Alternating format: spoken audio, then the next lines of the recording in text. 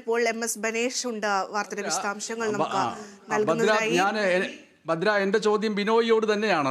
ഇതിൽ ഏറ്റവും പ്രധാനപ്പെട്ട കാര്യം പ്രകാശ് ജാവദേക്കറുമായി ബന്ധപ്പെട്ട വലിയ വിവാദങ്ങൾ ഉണ്ടായ സമയവും അത് കത്തി നിന്ന സമയവും അസ്തമിച്ചതിന് ശേഷം അക്കാര്യം പൂർണ്ണമായിട്ടും കേരളത്തിലെ പൊതുസമൂഹം മറന്നു എന്ന് വിചാരിക്കാവുന്ന ഒരു ഘട്ടത്തിലാണ് ഈ സമയത്ത് ഒരു തിരുത്തൽ പ്രക്രിയ എന്നുള്ള നിലയ്ക്ക് CPM-ന്റെ ഭാഗത്ത് നിന്ന് ഈ ഒരു നീക്കം ഉണ്ടായിരിക്കുന്നത്.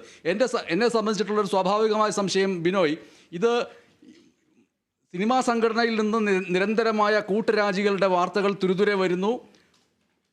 CPI-ന്റെ പ്രധാനപ്പെട്ട ഒരു MLA, അത് താരപ്രഭ ഉണ്ടായിരുന്ന ഒരു MLA, ആ MLA-യുടെ മുകേഷിൻ്റെ രാജി ഇന്നുണ്ടാവും നാളെ ഉണ്ടാവും, ഇപ്പോൾ പൊട്ടുമോ നാളെ പൊട്ടുമോ എന്നുള്ള രീതിയിലുള്ള സംശയങ്ങൾ ഒരു ഭാഗത്ത് വരുന്നു.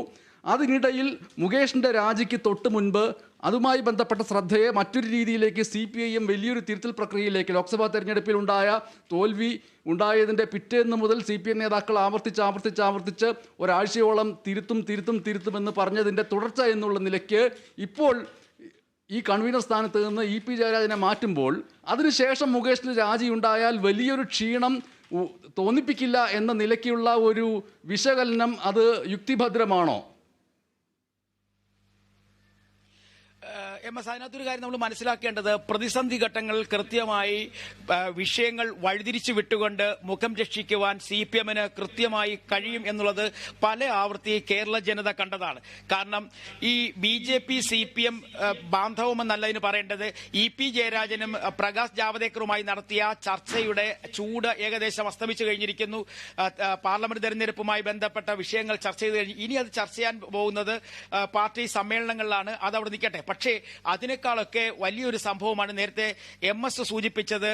കേരളത്തെ ആകെ തന്നെ പിടിച്ചുലച്ച ഹേമ കമ്മിറ്റി റിപ്പോർട്ടും തൊട്ടു പിന്നാലെ ആരോപണ വിധേയരുടെ പട്ടികയിൽ 1ാം സ്ഥാനത്തേക്ക് സിനിമാ രംഗത്ത് മിന്നിത്തിളങ്ങി നിൽക്കുന്ന രാഷ്ട്രീയക്കാരനായ കഴിഞ്ഞ പാർലമെന്റ് തെരഞ്ഞെടുപ്പിൽ മത്സരിച്ച M മുകേഷുമായി ബന്ധപ്പെട്ട ആരോപണങ്ങൾ.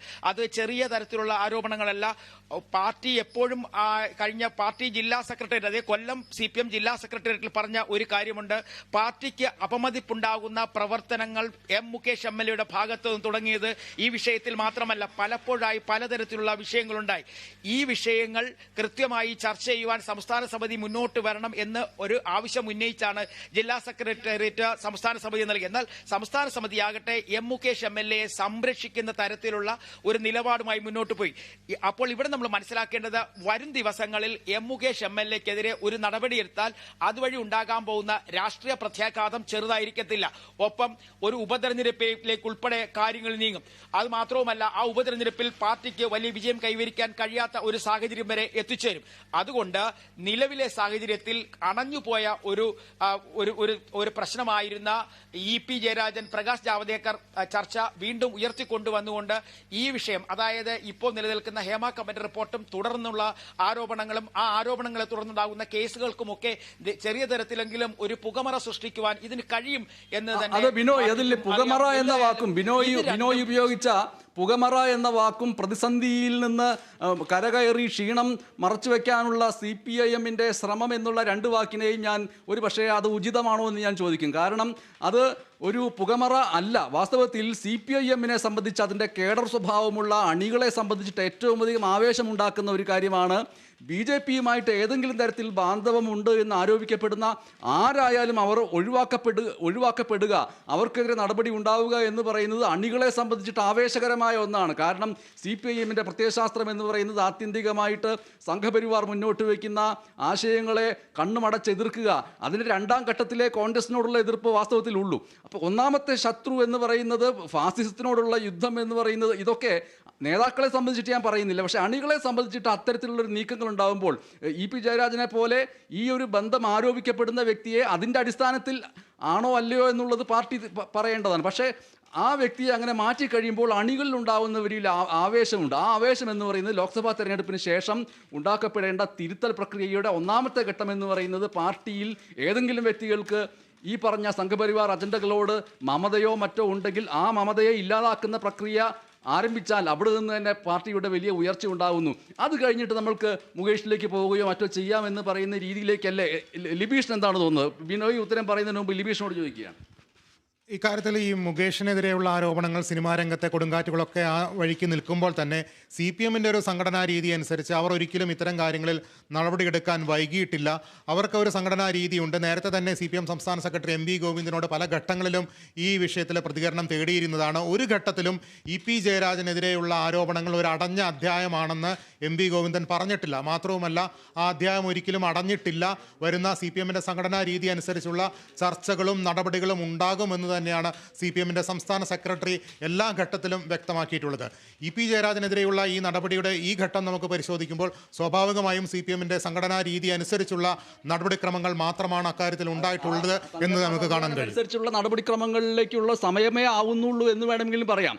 ഉടനടി ആക്ഷൻ എടുക്കുക എന്നുള്ളത് ഒരു കേഡർ പാർട്ടിയെ സംബന്ധിച്ചിട്ട് സാധ്യമാണ്. പക്ഷേ വളരെ പ്രധാനപ്പെട്ട ഒരു പ്രമുഖനായ ഒരു നേതാവിനെ സംബന്ധിച്ചിട്ടുള്ള ഒരു മാറ്റം എന്ന് പറയുന്നത് പല തലത്തിൽ, പൊളിറ്റ് ബ്യൂറോ തലത്തിൽ, കേന്ദ്ര കമ്മിറ്റി തലത്തിലൊക്കെ പരിശോധിക്കുകയും അത് പ്രാവർത്തികമാക്കുകയും ചെയ്യേണ്ട ഒരു ഘട്ടം എന്നുള്ള നിലയ്ക്കാണോ അത് കാണേണ്ടത് എന്നുള്ളതാണ് ബിനോയിലേക്ക് ഞാൻ ചോദിക്കുന്നത്. ബാക്കി ചോദ്യങ്ങൾ ലിബീഷ് തുടരും.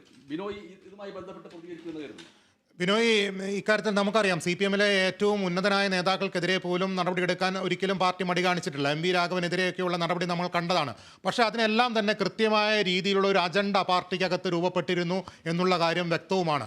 EP ജയരാജനെതിരെ വളരെ കുറേ കാലങ്ങളായി CPM-ലെ കണ്ണൂർ ഘടകത്തിൽ ഉയരുന്ന അഭിപ്രായ വ്യത്യാസങ്ങൾ, ഒപ്പം തന്നെ സംസ്ഥാന സമിതിയിൽ EP ജയരാജനെതിരെ ഉന്നയിച്ച ഗുരുതരമായ ആരോപണം, അദ്ദേഹത്തിൻ്റെ വൈദേകം റിസോർട്ടുമായി ബന്ധപ്പെട്ട് ഉയർന്നു വന്ന പരാതികൾ, ആ വൈദേകം റിസോർട്ടിൽ BJP നേതാവായ മുൻ കേന്ദ്രമന്ത്രി രാജീവ് ചന്ദ്രശേഖറിന് നിക്ഷേപമുണ്ടായിരുന്നു എന്നുള്ള തരത്തിലുള്ള പരാമർശങ്ങൾ, ഇതെല്ലാം CPM സംസ്ഥാന സമിതിയിൽ EP ജയരാജനെ ലക്ഷ്യമിട്ട് ഒരു ലോബി നടത്തിയ നീക്കങ്ങളാണ്. ആ നീക്കങ്ങൾക്കൊടുവിലാണ് അദ്ദേഹത്തെ LDF കൺവീനർ സ്ഥാനത്ത് നിന്ന് നീക്കിയത്. അദ്ദേഹത്തെ നീക്കി എന്ന് തന്നെ അടിവരയിട്ട് പറയേണ്ടിയിരിക്കുന്നു. EP-യുടെ അതൃപ്തി മറികടന്നുകൊണ്ടാണ് CPM ഇത്തരമൊരു നീക്കത്തിലേക്ക് കടന്നത്. സ്വാഭാവികമായും ഇതിൻ്റെ ഒരു പരിണിത ഫലങ്ങൾ വളരെ വലുതായിരിക്കില്ലേ ബിനോയ്? അല്ല, ഇതിനകത്ത് നമ്മൾ മനസ്സിലാക്കേണ്ടത് കഴിഞ്ഞ ഒരു വർഷത്തിനിടയ്ക്ക് EP പലപ്പോഴും CPM രാഷ്ട്രീയ നേതൃത്വത്തിന്റെയും ഒപ്പം അണികളുടെയും ഒക്കെ ചോദ്യശരങ്ങൾക്ക് മുന്നിൽ അല്ലെങ്കിൽ മുൾമുനയിലായിരുന്നു EP എന്ന് നമുക്ക് പറയാൻ കഴിയും. കാരണം രാജീവ് ചന്ദ്രശേഖറുമായി ബന്ധപ്പെട്ട വിഷയത്തിൽ, ആ വൈദേകം റിസോർട്ടുമായി ബന്ധപ്പെട്ട വിഷയത്തിൽ EP നടത്തിയ വാർത്താ സമ്മേളനം ശ്രദ്ധയിൽപ്പെട്ടതാണ്. അന്ന് അദ്ദേഹം പറയാതെ പറഞ്ഞു വെച്ചത് തനിക്ക് ബന്ധമില്ല, തന്റെ കുടുംബത്തിലെ ചിലർക്ക് ഇതുമായി ബന്ധമുണ്ട് എന്ന് പറഞ്ഞു വെക്കുമ്പോഴും അവിടെയും പാർട്ടിക്കകത്തുള്ള ഒരു വിഭാഗത്തിന് അദ്ദേഹത്തോട് വലിയ തരത്തിലുള്ള വിയോജിപ്പുണ്ടായിരുന്നു. തൊട്ടു പിന്നാലെ പലതരത്തിലുള്ള ഇടപെടലുകൾ, അതായത് EP നടത്തിയിട്ടുള്ള പല ചർച്ചകൾ, അതെല്ലാം തന്നെ വലിയ തരത്തിലെ ചർച്ചയിലേക്ക് പോയി. മാത്രവുമല്ല, ഈ തെരഞ്ഞെടുപ്പിന് വളരെ ചുരുങ്ങിയ ദിവസങ്ങൾ മാത്രമുള്ളപ്പോൾ EP-യെ പ്രകാശ് ജാവദേക്കർ അദ്ദേഹത്തിന് കണ്ടു എന്നുള്ളത്, അത് മകന്റെ ഫ്ളാറ്റിൽ പോയി കണ്ടു എന്നുള്ളതാണ് വലിയ തരത്തിലെ ചർച്ചയ്ക്കായി വഴിവെച്ചത്. എന്നാൽ പാർട്ടി നടപടി അനുസരിച്ച് ഇതുമായി ബന്ധപ്പെട്ടുള്ള ചർച്ചകൾ ആദ്യഘട്ടത്തിൽ പൂർത്തിയായി. രണ്ടാം ഘട്ടത്തിലേക്ക് വരുന്നത് ഇനി വരുന്ന അതെങ്കിൽ സംഘടനാ ചർച്ചകൾ വരുന്ന യോഗങ്ങളിലാണ്. ഇന്നലെയാണ് അത് സംബന്ധിച്ച സംഘടനാ ചർച്ചകൾ അല്ലെങ്കിൽ രാഷ്ട്രീയ സംഘടനാ ചർച്ചയുമായി ബന്ധപ്പെട്ട് പാർട്ടി സെക്രട്ടേറിയറ്റ് ചർച്ച തുടങ്ങിയത്. അന്ന് തന്നെ ആ സംഘടനാ രാഷ്ട്രീയ സെക്രട്ടറി ചർച്ചയിൽ വളരെ കൃത്യമായി EP-ക്കെതിരെ നിലപാടെടുക്കുവാൻ ഒരു 4-5 സെക്രട്ടേറിയറ്റ്, സംസ്ഥാന സെക്രട്ടേറിയറ്റ് അംഗങ്ങൾ എടുത്തു. ആ നിലപാടിൽ EP-ക്ക് മറുപടി പറയാൻ കഴിയാത്ത ഒരു സാഹചര്യത്തിലേക്ക് എത്തിച്ചേർന്നു എന്നുള്ളതാണ് നമുക്ക് ഇപ്പോൾ അറിയുവാൻ കഴിയുന്നത്. അത് പിന്നീട് വലിയ തരത്തിൽ ഇന്നത്തെ സംസ്ഥാന സമിതി യോഗത്തിൽ ചർച്ച ചെയ്യപ്പെടുമെന്ന് EP-ക്ക് അറിയാമായിരുന്നു. പക്ഷേ EP ആ ചോദ്യശരങ്ങളെ നേരിടുന്നതിന് പകരം ഇന്നത്തെ സംസ്ഥാന സമിതി യോഗത്തിൽ പങ്കെടുക്കാതെ, പ്രത്യേകിച്ചും LDF കൺവീനറിന്റെ ചുമതലയുള്ള ഒരാൾ അത്തരത്തിൽ ഒരു സംസ്ഥാന സമിതി യോഗത്തിലെ ചോദ്യങ്ങൾ നേരിടാൻ കഴിയാതെ പിന്നിലേക്ക് പോയി രാജ്യസന്നദ്ധ അറിയിക്കുക എന്നുള്ളത് തന്നെ അദ്ദേഹത്തിന് പാർട്ടിയോടുണ്ടായിരുന്ന ഏറെ നാളുകളിൽ നിലനിന്നിരുന്നു പോയിരുന്ന ഒരു എന്താ പറയേണ്ട ഒരു പ്രതിസന്ധി, അദ്ദേഹത്തിന് മുന്നിലുണ്ടായിരുന്ന ഒരു പ്രതിസന്ധി, ആ പ്രതിസന്ധിയെ നേരിടാൻ അദ്ദേഹത്തിന് കഴിയാത്തത് കൊണ്ടാണെന്ന് വ്യക്തം. അപ്പോൾ ഇതിൽ നിന്ന് മനസ്സിലാക്കേണ്ടത് രാഷ്ട്രീയപരമായി EP-യും CPM-ലെ നേതൃനിരയുള്ള പലരുമായി അടുത്ത ബന്ധം കുറെ നാളുകളായി ഇല്ലാതായിരിക്കുന്നു എന്നുള്ളത് വളരെ ശ്രദ്ധേയമായ കാര്യമാണ്. എന്തായാലും വരും ദിവസങ്ങളിൽ ഇത് വലിയ തരത്തിലുള്ള രാഷ്ട്രീയ ചർച്ചയിലേക്ക് പോകും എന്നുള്ളതാണ്. ഇതിൽ നമ്മൾ മനസ്സിലാക്കേണ്ടത് സാധാരണഗതിയിൽ LDF യോഗങ്ങളിൽ ഒരു തീരുമാനം കൈക്കൊള്ളുന്നതിനുമെല്ലാം വ്യത്യസ്തമായി LDF കൺവീനറെ നീക്കി എന്നുള്ള ഒരു വാർത്ത മാത്രമാണ് CPM കേന്ദ്രങ്ങളിൽ നിന്ന് പുറത്തു വന്നിട്ടുള്ളത്. ഇനി ദിവസങ്ങളിൽ LDF യോഗങ്ങൾ ചേരണം. അതുമായി ബന്ധപ്പെട്ട പുതിയ കൺവീനറെ കണ്ടെത്തണം. ആ കൺവീനർ ഇനി വരാൻ പോകുന്ന തദ്ദേശ ഭരണ തെരഞ്ഞെടുപ്പുമായി ബന്ധപ്പെട്ടുള്ള ചുമതലകളിലേക്കാണ്. അപ്പോൾ പുതിയൊരാളെ കണ്ടെത്തിക്കൊണ്ട് ആ ചുമതലകളിലേക്ക് കടക്കും. അതിന് CPM-ന് ഒരിക്കൽ പോലും ബുദ്ധിമുട്ടുണ്ടാകില്ല. പക്ഷേ കേഡർ സ്വഭാവമുള്ള നടപടികൾ എടുക്കുന്ന കാര്യത്തിൽ ഒട്ടും പിന്നോട്ട് പോയ ചരിത്രം ഇല്ല CPM-ന്. അത്തരത്തിൽ വലിയ തരത്തിലെ ഒരു നടപടിയിലേക്ക് EP-ക്കെതിരെ പോലുള്ള സാധ്യത നമുക്ക് തള്ളിക്കളയാനാകില്ല. പ്രത്യേകിച്ചും സംസ്ഥാന സമിതി യോഗത്തിൽ പങ്കെടുക്കാതെ തനിക്കെതിരെ ചോദ്യശരങ്ങൾ ഉയരുമെന്ന് മനസ്സിലാക്കിയിട്ട് തിരിച്ച് കണ്ണൂരിലേക്ക് പോയത് പാർട്ടി വളരെ ശ്രദ്ധയോടുകൂടി തന്നെ നോക്കിക്കാണും. അതിന് വലിയ തരത്തിലുള്ള മറുപടി EP നൽകേണ്ടിയും വരും. ബിനോയ്, അക്കാര്യത്തിൽ എന്താണ് CPM-ന് പറയാനുള്ളത് എന്ന് ഇന്ന് 3:30-ന് CPM സംസ്ഥാന സെക്രട്ടറി MV ഗോവിന്ദന്റെ വാർത്താ സമ്മേളനത്തിൽ വ്യക്തമാകുമെന്നാണ് നമുക്ക് പ്രതീക്ഷിക്കുക.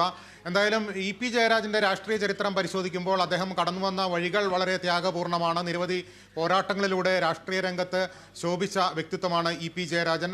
CPM തന്നെ അദ്ദേഹത്തെ വിശേഷിപ്പിക്കുന്നത് ജീവിച്ചിരിക്കുന്ന രക്തസാക്ഷി എന്നാണ്. രാഷ്ട്രീയ അതിക്രമത്തിന്റെ വെടിയുണ്ട ഇപ്പോഴും ശരീരത്തിൽ പേറി ജീവിക്കുന്ന ഒരാളെന്ന് വിശേഷിപ്പിക്കപ്പെടുന്ന ഒരു നേതാവാണ്. ഇത്തരത്തിലൊരു അച്ചടക്ക നടപടി, അതും BJP ബന്ധത്തിന്റെ പേരിലുള്ള ഒരു അച്ചടക്ക നടപടി നേരിടേണ്ടി വരുന്നത്. സ്വാഭാവികമായും പാർട്ടി രീതിയിൽ വിശദീകരിച്ചാൽ സ്വയം തിരുത്തലിന്റെ ഒരു മാർഗത്തിലൂടെയുള്ള നടപടി എന്നൊക്കെ പറയാൻ കഴിയുമെങ്കിലും കഴിഞ്ഞ കുറേ കാലങ്ങളായി EP ജയരാജനും CPM-ഉം തമ്മിലുള്ള ബന്ധം അത്ര സുഖകരമായിരുന്നില്ല എന്ന് നമുക്ക് എല്ലാവർക്കും തന്നെ വ്യക്തതയുള്ള കാര്യമാണ്. കഴിഞ്ഞ പിണറായി സർക്കാരിൽ ബന്ധു നിയമനത്തിന്റെ പേരിൽ അദ്ദേഹത്തിന് ആദ്യം സ്ഥാനം ഒഴിയേണ്ടി വന്നു. പിന്നീട് അദ്ദേഹം തിരിച്ചെത്തി. അന്നു മുതൽ തുടങ്ങിയ അസ്വാരസ്യങ്ങളാണ് പിന്നീട് പലപ്പോഴും പല ഘട്ടങ്ങളിലും EP ജയരാജനെതിരെ വളരെ ശക്തമായ നീക്കങ്ങൾ CPM-നകത്ത് ഉണ്ടായിരുന്നു. ആ നീക്കങ്ങളുടെ ഒരു തുടർ ഫലമാണ് ഇപ്പോൾ ഉണ്ടായിരിക്കുന്നത് എന്ന് വേണം കരുതാൻ.